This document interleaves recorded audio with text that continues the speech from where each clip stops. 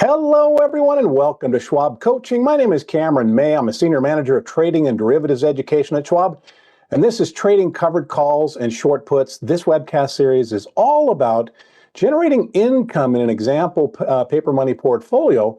However, we have to recognize that sometimes the pursuit of income using options can be kind of a pricey undertaking. So today, what I wanted to focus on were some steps that a trader might take in their efforts to reduce the initial cost of entering into an income strategy, maybe making it more affordable, but we also need to weigh the pros and the cons of doing that. So yeah, we're going to be taking 3 additional steps that a trader might consider when they're just trying to increase the potential affordability of an income strategy. It should be an interesting discussion. Before we can get to any of that, though, let me first of all say hello to everybody out there in YouTube. Great to see so many familiar names.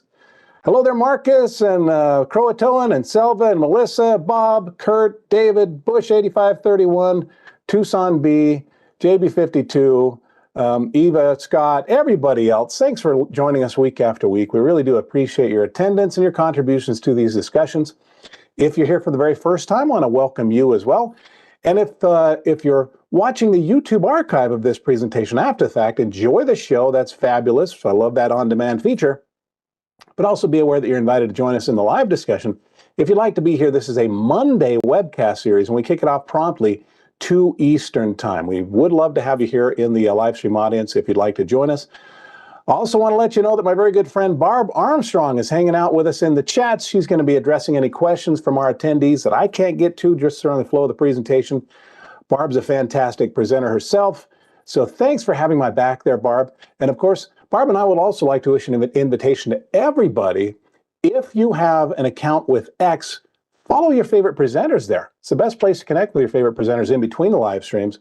So you can find Barb on X at Barb Armstrong CS. You can find me there at Cameron May CS. But let's get into this discussion of reducing the initial cost of pursuing an income strategy using options. And we also want to give some thought to the risks associated with doing that, of course. But as we do that, speaking of risks, we need to bear this important information in mind. Options carry a high level of risk and are not suitable for all investors. The information here is for general informational purposes only and should not be considered an individualized recommendation or endorsement of any particular security, chart pattern, or investment strategy. Investing involves risks, including loss of principal, and any investment decision you make in your self-directed account is solely your responsibility. All right, so here is what we're going to be covering today. In this webcast series, we have an example paper money portfolio that we manage from week to week. So we're going to take a look at our example trades first, the ones that we're already in. We have 5 right now. We have a few covered calls. We have a couple of short puts. So we'll see how those are doing. And then we're going to have a look at the markets, as uncomfortable as that might be for some of the bulls in the audience. And then we're going to place a new trade. But as we're planning that new trade, we want to talk about and compare different approaches to these income strategies, some of which are relatively expensive, which isn't inherently bad, and some of which are relatively less expensive, which isn't inherently good. I think that's kind of, some people might think, what? Yeah, we'll talk about that. But let's go right to the markets and take a look at what's going on in our paper money portfolio. So this is the Thinkorswim desktop trading software platform. It can be downloaded free of charge from within your Schwab online account. You just go to the trade tab and look for Thinkorswim, and it'll guide you through that process.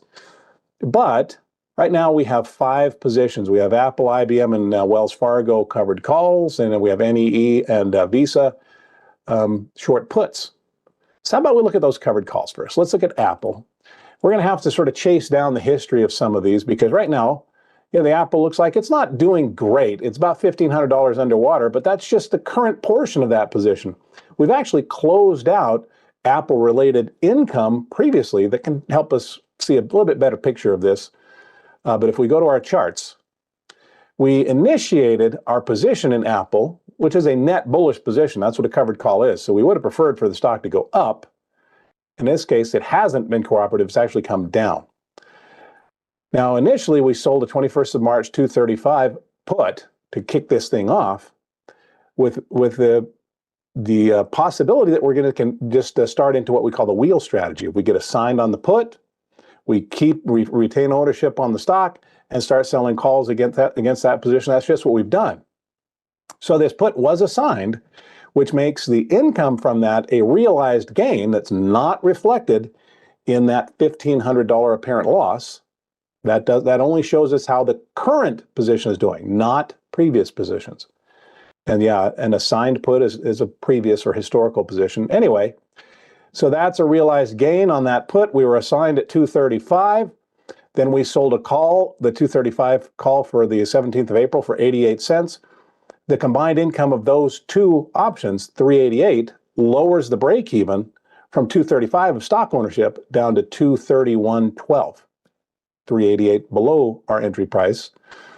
And so now it looks like we're sort of working our way in that direction. We'd like to get up here toward that break even, but we actually don't necessarily need to get there by this expiration. We might prefer to just still be below our 235 strike. We can get above break even, but if we're below 235, that has us in good position for this contract to just expire worthless.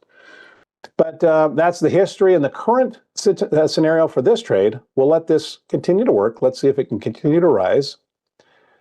And let's look at IBM. With IBM, it also has a bit of a history. With IBM, we bought the stock right here at 249, sold a call up here at 265. That call has subsequently expired. So that's a realized gain of 203. Okay. Now, as the stock pulled back, we sold another call starting right here on on March 24th. We sold the 17th of April 355 call, collected an additional $3. And then the combination of those two incomes, 203 and $3, has lowered our break even from 249 to $5.03 below that to 244.02. And you can see we're trading above that break even. Break even is calculated as though we make it to expiration of the current contract.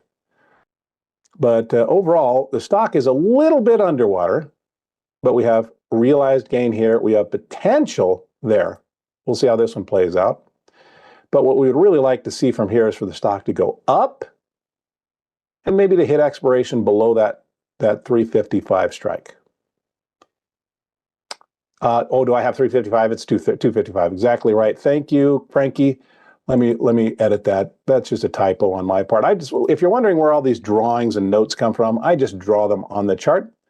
So let's make sure that's accurate. 255. Yep. Okay, so now we have our Wells Fargo covered call.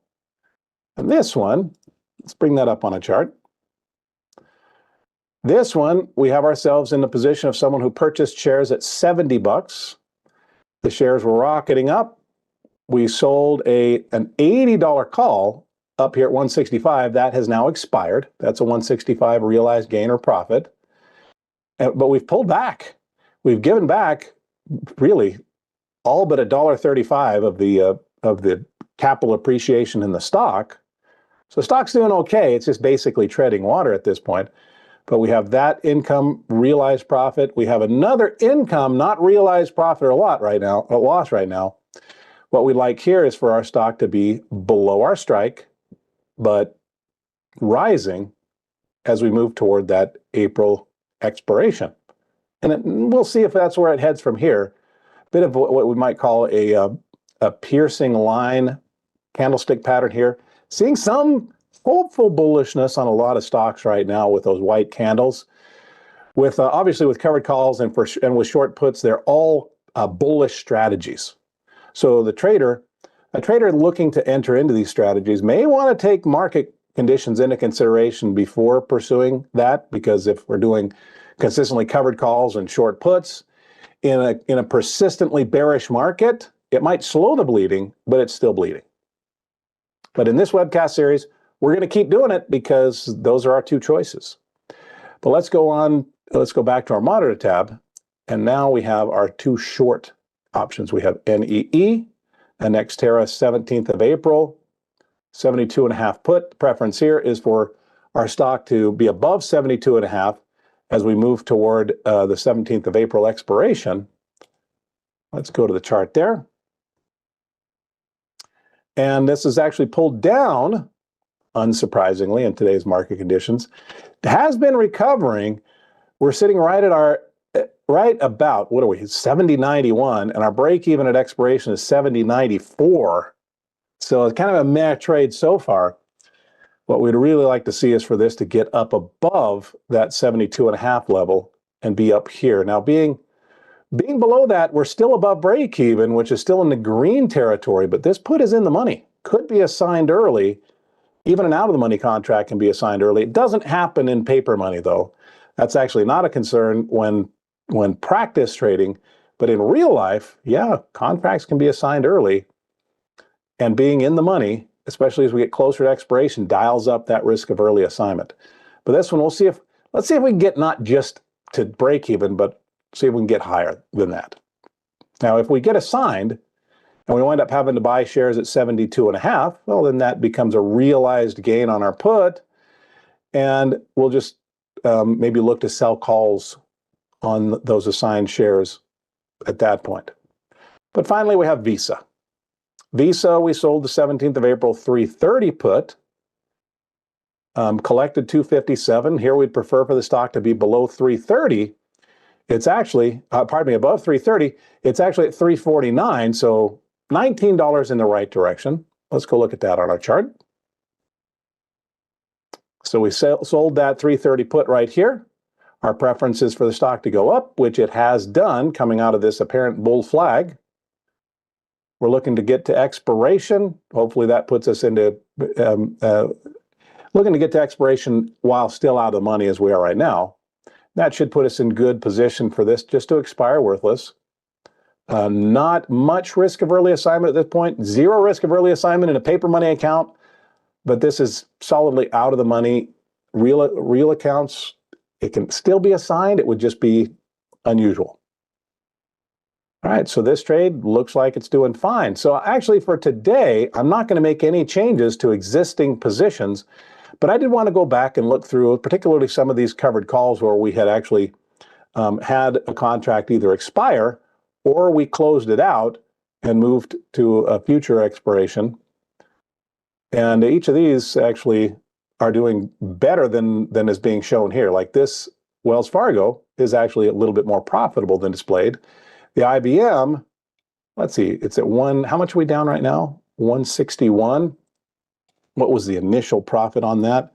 203. Yeah, so net, that's actually a positive trade. Apple, uncooperative from day one. Nope, that one's still underwater. All right, so that's our current positions. Let's go see what's going on with the markets. Everybody close your eyes. Avert your gaze here. No, here's what's going on with the S&P 500. I know it's kind of ugly for the bulls. We pulled down, we pushed even lower into correction territory on the S&P 500. We hit a peak back here on February 19th, moved all the way down 10.5%. That's officially into 10% correction territory. Then we started a rally. We've come back again. It's interesting where we're kind of finding lows, pretty similar lows. Are there any other bulls out there that might be, crossing their fingers and hoping that this turns into a potential double bottom? It could be. Could be. Right now, kind of a potential technical tipping point for stocks. If we slip back down below those lows, for some, that might project a likelihood of an additional downside move. If it's proportionate to this one, could it put us back down to those lows from last August? Maybe. Time will tell. If we hold here and we rally, could this turn into a double bottom? Traders who see it rally up above this level might see that as a potential sign that we're set to go back up to those highs. Time is going to tell, but let's just recognize that these are difficult times for bulls, for strategies like covered calls and for short puts. But we're going to continue to learn these strategies, and we'll see where the markets take us from there. John says, I'm always a bull when the market's up. So, John, you're looking at that one candle, and that's where we have our vested hope, right? We'll see. Mark says SPX support at 55.20. Right down here. Looks pretty strong despite current news and sentiment. Well, yeah, we'll see. We'll see, Mark. The last couple of times we've come into correction territory, we did not go much further, below 10% before rocketing to the upside. There's more hesitation right now, I think, than we've seen the last couple of times, but we'll see if we can get back up there. But let's go have a discussion of our trader. Let's say our trader's still feeling okay. Maybe they think we've hit this double bottom. We're starting to rally, getting a nice reassuring white candle, and they think we're likely to go up from here. Let me switch up my drawing tool. I don't want to draw another horizontal line. Let's remove that drawing and switch this to my trend line tool. And let's say that our trader thinks we're likely to go up, maybe through that April expiration. Let's go out a little bit further since we already have contracts expiring in April. Let's go out beyond that April 3rd Friday expiration. And our example stock today is going to be Meta.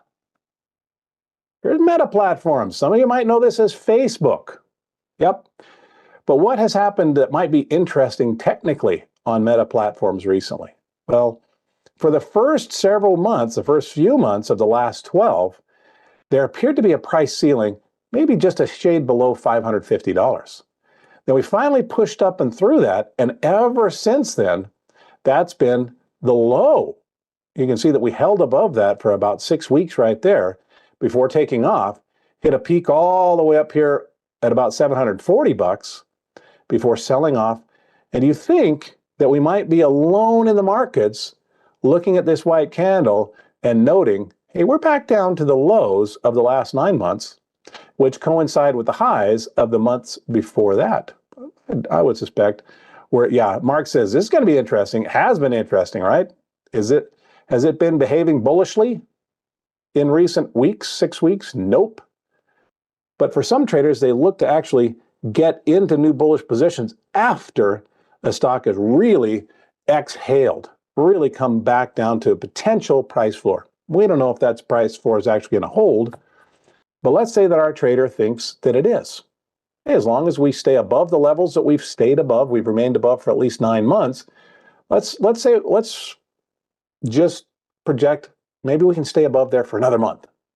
And if we can, could we turn that into a profitable income strategy? Well, the trade that we're going to place, we already have some expiring in April, so I'm not going to do that expiration. I'm also not going to do our example trade for May expiration, the 3rd Friday of expiration. I'm going to go a little bit before that. Why? What might be the concern? For some traders, they see this blue question mark. That is an earnings announcement. So that looks like that's April 30th. Let's set up a trade that will expire, run its full course, for better or for worse, before that April expiration. All right? And I want to start off with looking at, Eva says, Eva says almost a leaps contract. I know Eva's dying for me to do one of these short puts for a longer period. And we will. Eva, we'll get there. But today we're not going to. We're going to do one before April 30th. And it is going to be a short put, but let's first of all talk about pursuing income using options, using a covered call strategy. Well, let's say we're doing this in our IRA account. Okay, so I'm going to switch my fake account here from my fake margin account to my IRA account. If I do a covered call on Meta Platforms, how much is that going to cost me? This is a $574 stock. Let me just map this out over here. Let's say that let's make this bold. We buy 100 shares to prepare to sell a call. And let's say we're able to get that for $574, and I'm going to round it off to 25 cents. $574.25. How much are we already committed to in this trade? That's a $57,000 and change cash outlay. Now that we conceptually own the shares, we might be able to go, Chuck says, are you on a 1 year, 1 day time frame? Yep. That's right. Am I? Maybe I'm on a 9 month. Let me switch that to 1 year. There we go. And I can right click on this and extend that to the left. So my time frames are a little bit off. Earlier I was saying, 3 months of the last 12 and 9 months of the last 12. Nope, it's actually 3 months of the last 9 and 6 months of the last 9. So just to adjust that. But interestingly, if we bring that up, does that change the scenario at all? No, it may strengthen the assumption of the trader here. Yeah, for 5 or 6 months, this was a ceiling. For 6 or 7 months, this was a floor. But in any case, Gary says, this is too much. Is it relatively expensive compared to some stocks? And for some accounts, I have to acknowledge there are some people with deep pockets out there that would say it wouldn't bat an eye at 57 grand. But for others with smaller accounts, it's prohibitive. Can't afford it. Okay, well, hold on. There may be an alternative. Maybe we could chip away at this though. When we buy the stock, if we sell a call at the same time, it actually may reduce the net out of pocket to do the trade a bit. So let's go out here. Let's look at, remember that our earnings announcement was on the 30th of April. So how about we look at these 25th of April contracts? Pushing as close to that earnings as possible while still we're going to be done with the trade one way or the other before earnings have an opportunity to come in and maybe botch this thing up. Obviously, it could also just help it out. But in any case, let's say that our trader is looking to buy that call and maybe they go to sell, some strike above where the stock is right now. How about we do let's do the 600 as an example. So we sell the 25th of April 600 call, and that looks like that's trading for between 1470 and 1505. I'm going to be a little bit generous here just to use nice round numbers. Let's say that we get 15 bucks for that. Well, that brings in $1,500 of potential income, and that reduces the cost here from 57.5-ish thousand to about a $56,000 initial sort of cash outlay for this trade. Again, that might be prohibitive for some traders. So we could just slam on the brakes, say, so nope, can't trade Meta Platform, can't afford it, moving on. Or is there something else the trader could do? And maybe they can afford it. Maybe their portfolio could absorb that much of an expense, but they just don't want to lay out that much money. It's not up to me to dictate to individual traders how they manage their portfolios. But for some, they might say, well, I want to do the trade. I'd rather let's see if we can cut that cost in half. There's a hint. How might we redirect this trade scenario so that it doesn't tie up $56,000 initially, maybe closer to $26,000, $27,000? Mark says, you sense a vertical coming up? Nope, there will be no vertical spreads. In this webcast series, we only talk about covered calls and short puts. That's it. Well, one thing that we might do is instead of directing this into an IRA or to a cash account, instead of paying entirely in cash, the trader might say, well, let's do this in a margin account. A margin account means that we're not coming up with all the cash to buy the stock outright. Instead, we may be borrowing to buy the stock. And as a matter of fact, typically this just cuts it in half. Now, this can't be done on every stock out there. Some stocks are what we call non-marginal. But basically what we're doing is we're coming up with half the cash and then borrowing the rest. Now, borrowing, does anybody's little sensors go up and say, whoop, there's risk associated with borrowing? Of course there is. But yeah, and I know that some of you are saying, how about a vertical spread? It's a potentially good idea to reduce the cost. We don't talk about vertical spreads in this webcast series, so it's literally called Trading Covered Calls and Short Puts. So as tempting as it can be for me to veer off that track, I actually do talk about that in my other webcast series. I have one that's called Long Verticals and Diagonals. I talk about it all the time there. Or in my Getting Started with Options webcast series, I'll talk about it there. But yeah, what we might do to reduce the initial cash requirement of this trade is place that trade in a margin account. And that, instead of having to splash out $57,000, it might cut it in half to around 27.5, if I'm doing the math roughly in my head, minus the premium that's collected. Let's see how much that would cost us to do this trade if we did this covered call in our margin account. So to do a covered call, I don't know why this is highlighted over here on the put side. Anyway, to do a covered call, we can just go right to the strike that we were interested in. The 600 strike is what we were considering. Right click on that and enter an order to buy what's called a covered stock. That's Thinkorswim's term for a covered call. But what you'll see here is I've set my defaults to buy 100 shares and to trade in one contract increments. So there's our covered stock position.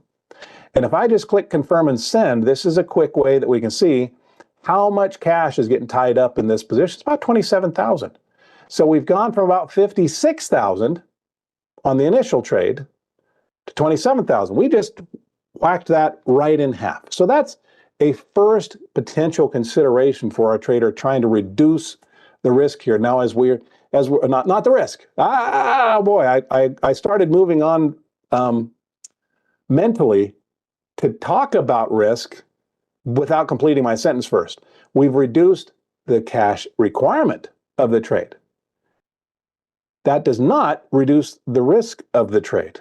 And as a matter of fact, it can dial up the risk of a trade, because if we have only put up half the cost and we borrowed the other half, what has happened with risk? It can get dialed up when we're borrowing. There are costs associated with borrowing. I'm not going to go too far into those, but just be aware that they certainly exist. Also, when a trader has reduced the cash requirement of a trade, in this case, hey, we've only tied up $27,000. That might leave me, I could do this twice and I'd still be only at $55,000. I could do 200 shares and pursue twice as much potential income. True.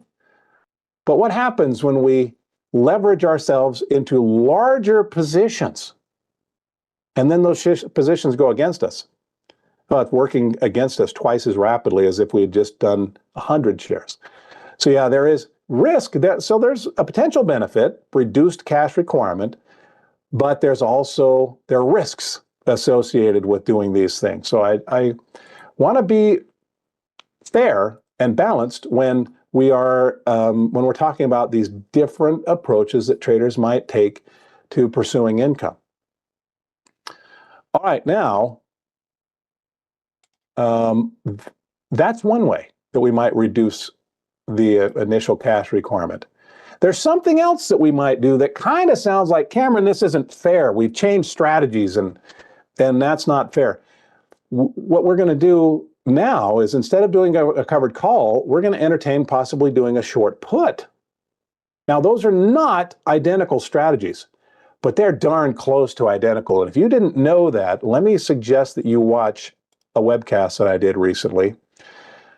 Do this for me if you haven't done it already. Make sure that you're subscribed to our Trader Talks channel. You can go down below the video stream and click on that subscribe button. It doesn't cost anything. It literally only takes a second, but that subscribes you to the channel.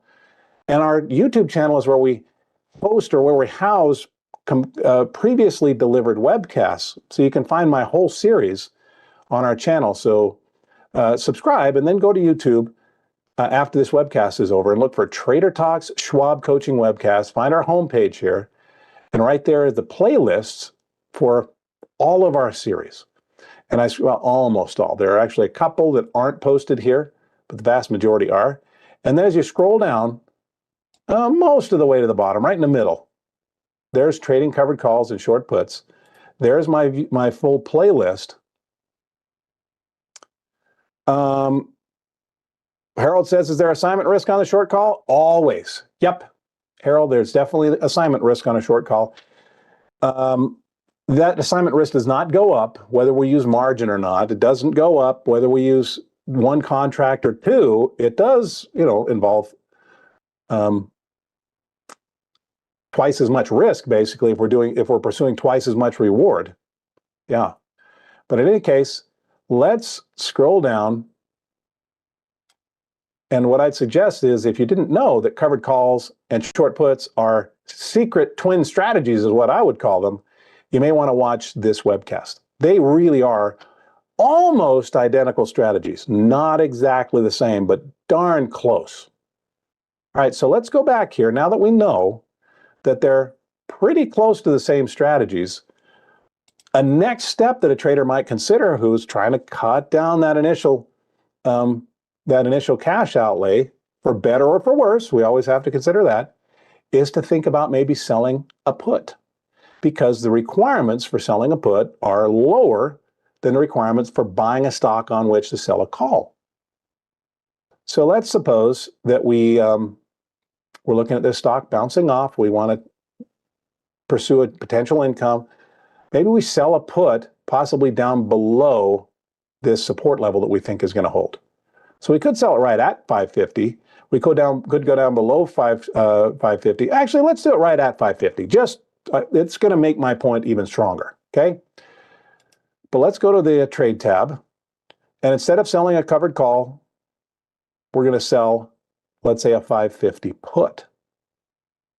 Well, with the put, when we sell a put, let's outline this. Let's say that we sell staying with the same expiration, 25th of April, and let's do that 550 put. That looks like that could bring in a potentially 1435, 1460, pretty close to the same income, right? $15 versus 14 and change. Sometimes these will be closer to being identical. There may be a little bit of more difference here. But if we sell that put for, let's just call it, should we be generous again? Let's say that we're able to get 1450. I'm just using round numbers. That might be too generous. Let's say 1435, whatever. But in any case, in this case, we're collecting $1,435. In exchange, someone has the right to sell shares to us for $550. Now, in the original scenario, we had to buy shares for $574-ish. Those are pretty similar things. So you might think, well, whether we have to buy the shares outright on day one for $574, maybe we have to buy the shares for $550 on a later date. Isn't that just going to require the same amount of cash? It will, or very similar, if the contract is assigned. But until then, the requirement is lower. I'm going to click on this put. Let's go to that 550 put. I'm going to click on that bid price. Let's bring up an order, just as an example, to sell that one put. 550 put, 1425-ish, maybe 1435. But in any case, let's click confirm and send. And you'll notice here, instead of $57,000, or instead of $27,000, how much is now being tied up in this trade? $9,000. So we're tying up $9,000 in pursuit of still about $1,400. You can see the initial cost, or the initial cash requirement of the trade, what we call the margin requirement, is much lower. The income still up there. So it might seem like, boy, that's a huge improvement. Well, there's still risk associated with this trade. If we do this trade for the next, how many days are on these contracts? 25 days. Someone has the right to sell shares to us for $550. And if the stock collapses in value and we have to buy those shares for $550, we might not be able to sell them for $550. We might not be able to get that value back out of the stock. There is definitely risk associated with this. Also, there's temptation. Hey, boy, wow, I can just tie up $9,000 and pursue a $1,400 reward on this. This sounds like a really great deal. Maybe what I'll do is do this, well, it's basically only about, what, 1/6 the cost of the covered call. Let's just do this 6 times. Well, if we do this 6 times, what does that do to the obligation? That's 6 contracts, obligating us to potentially have to buy 600 shares at $550 per share. So yeah, if we reduce the cost, but then use that as an opportunity to go spend, that can really dial up the risk of this scenario, where it might look like, oh, well, I spent $57,000 on my short put position. I spent $57,000 on my covered call. I got 6 times the income on the short put, so it's a superior trade in every way. No, it's not, because it also carries much more risk. Yeah, Mark says the lethal combination of risk and temptation. That's right. Maybe it's reward and temptation. Yeah, but gotta consider that risk as well, right? Well, there's one more thing. I said there are 3 steps. So, okay, so our covered call sort of set the example of, okay, this can be fairly expensive to look for income. Maybe we can reduce that cost by doing the covered call in a margin requirement, in a margin account. We might also be able to sell a put, reduce that margin requirement further. Well, one other thing that we might do is actually dial up the probability of success and dial down the margin requirement of the trade by going further out of the money. Let me push this. Let's say our trader is requiring at least 1% on their stock value. So if we were to look at, let me see how far I can push this. Actually, that $510 put. That $510 put, I could almost get it with the 505. But let's look at that 110. If I sell that 110, the 510, if I sell that $510 put, I'm getting into a contract where someone has the right to sell shares to me for $510. That is way below current price. There is not much chance, as a matter of fact, there's about a 14% chance that that contract will ultimately be assigned. So low percentage risk on this trade. And to take on that $510 obligation, they're still offering about $5.50 per share, about $550. What if I were to do that put? James says, what about if we just went to a different stock? Yeah, James, we could do that. Absolutely. Totally legitimate observation. I wanted to talk about doing different strategies on the same stock, other than just saying, well, okay, our trader just can't afford some stocks. But yeah, good point. Mark says not a lot of open interest. That can be a concern, Mark, when we go further out of the money. There's not a huge spread between the bid price and the ask price, which is a strong indication of illiquidity on an option. When we look at open interest or volume, those are indications of whether a contract has lots of liquidity or not, right?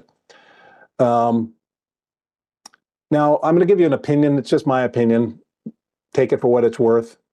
But in my view, the narrow spreads are still an indication that there's decent liquidity available there. And always there's some degree of liquidity because the market maker has that requirement as a function of their role. Doesn't mean that they have to offer liquidity at good prices. Nope. But yeah, just because a strike isn't necessarily heavily traded doesn't mean that that it's not a possibility to trade there. Anyway, good point there, Mark. But in any case, let me click on that put. So we're going from the 550, which has a 31% probability of being assigned, to the 510, which has a 14% probability of assigned. The stock would have to collapse much further to go below that 510 level. So it's just a lower probability that this is going to run into trouble. And because of that, the initial margin requirement is less. So if I click on that bid price, let's look at maybe selling that one contract. Well, let's try to get 550 out of this. I'm going to click confirm and send. And you'll note here how much is being tied up in this trade in pursuit of income. $5,000. So we just went from 57,000 to 27,000 to 9,000 to 5,000. So are there avenues for different budgets, even on the same stock, or maybe just different appetites? Doesn't even have to be budgets. Could just be our trader just doesn't want to tie up that much money in a trade. They could. So is this the best trade? This one only ties up about $5,100 in pursuit of $550. That's better than 10% that can be made on this trade with a high probability of success. 86% probability of success. But Frankie says, don't we have more risk? We actually have less risk. There's a lower probability of encountering risk, but as a trade-off here, we're just collecting a smaller premium. There's the trade-off. Now, if we get a strong gap down, or if we fall asleep at the wheel and the stock makes its way down instead of going up, could we still lose plenty of money on this trade? Yeah. As a matter of fact, it may be giving us the appearance of lots of wiggle room. We're all the way down there at 510 bucks. Plus, we layer on the fact that we've collected, theoretically, over $5 of income. That's going to put our break even down around 505. Boy, that seems like it's way down there. Is it? Let's draw a line in there just to see where 505 truly is. 505 is like right there. Is there wiggle room? Yeah. Would it be all that hard really for this stock to turn this, what appears to be a high probability trade, into a loss? Especially if we've leveraged it a whole bunch of different contracts because it was so inexpensive. Now, this could turn ugly quickly, just like our other scenarios. Stephen says, my buying power effect is about 2,700 higher. What would cause this? Stephen, I can't speculate on what you've done or what might be going on in your account. I can't do it, and I don't have time, unfortunately, to pull some additional information out of you to be able to speculate. Wouldn't be appropriate anyway. But yeah, it might be a different strike. It might be a different contract size. Who knows? But in any case, I'm going to do this trade right here. Let's sell this $510 strike. I'm going to go to the trade tab, and let's just do the one contract. This is still going to come with it. It's still going to be attended by an obligation. Someone has the right to sell us shares for 510. And even though we don't think that those shares are going to be assigned to us, it's still a possibility, and that could turn this $5,000 trade right back into a $51,000 trade. Unless we're doing it in a margin account, maybe it turns into a $25,000 trade. But in any case, yeah, we probably want to keep an eye on this if we don't want to splash out that much money, especially if it starts to go closer to getting in the money. All right, let's click confirm and send. We're going to sell this this one contract, the 25th of April 510 put, looking to collect 545 bucks. There is still big loss potential if the stock were to collapse to zero. There's still substantial loss potential even if it gets below 510. Break-even's down there just around 505. There is a commission to be paid on this trade, but we're going to tie up $5,000 in pursuit of that $545 reward. Okay, so let's send this order off. And also, there's a little reminder here. Please note that you've selected a weekly option series with a non-standard expiration. So this isn't something that we see very often because I typically stay with the third Friday expirations. This is a weekly contract, so it's just a reminder that this is not a third Friday expiration. Let's send that order off, pay that 65-cent commission, see if we can get that filled. And we sold it for $570. Okay. All right, let's see. I think we've covered it. Yeah. All right, guys. Yep, I was just checking the questions, and I think that we've addressed those questions. But we've done what we set out to do today. I wanted to talk through when a trader is seeking income and they're attracted to a higher price stock. Does that just cut them right out of possibility if the stock is too expensive? Well, there are some things that can be done to reduce the initial cash requirement of a trade, but we also have to remain aware of the risks still attached to whatever we decide to do. All right, so we'll see how this goes from here. We'll keep following up on these trades in future webcasts. This one's set to expire right before that earnings announcement. Some traders don't prefer to trade over earnings, but we'll follow up on this in future webcasts. But guys, time for me to let you go enjoy the rest of our webcast for the rest of the day. But as you go, remember, if you haven't subscribed to our channel yet, please do that. Go down and click on that subscribe button. Our channel is where we house our playlists. And you can also join our live streams on our YouTube channel as well. So just as a quick reminder, the channel you're looking for is Trader Talk Schwab Coaching Webcasts. After you subscribe, you can just go to the homepage, find the playlist here. You can join the live streams right there. Also, make sure that you're following Barb and me on X. You can find Barb on X at Barb Armstrong CS. You can find me there at Cameron May CS. Be precise. You need to know exactly who you're dealing with when you're on social media. So make sure that you spell the names and the handles correctly. Also, thank you, Barb, for helping out there in the chat. Thank you to everyone who's already clicked the like button. I can see 155 people watching, 44 thumbs up already. That is fabulous. Thank you. That sounds like applause to me. And it gives my webcast a boost in the YouTube algorithm, helps it find more people, it helps more people find it, so they can learn more about things like different strategies at different price points. Hey, thanks, John. I'm glad you liked it. Frankie, you're welcome. Gary and Will, you're welcome to you too. Everybody, I will see you again next week. This is what we do with our Mondays. I have other webcasts throughout the week, so I'll see you in those as well.